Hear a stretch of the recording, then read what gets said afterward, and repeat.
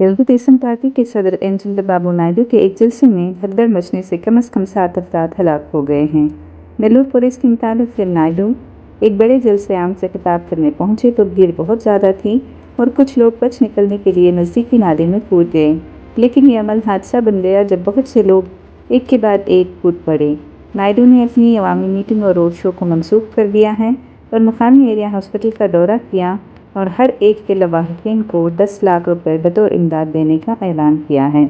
72 साल के चंद्रबाबू नायडू अपने 2024 में होने वाले असेंबली इंतखाबात के सिलसिले में एक अवामी मीटिंग और रोड शो कर रहे थे।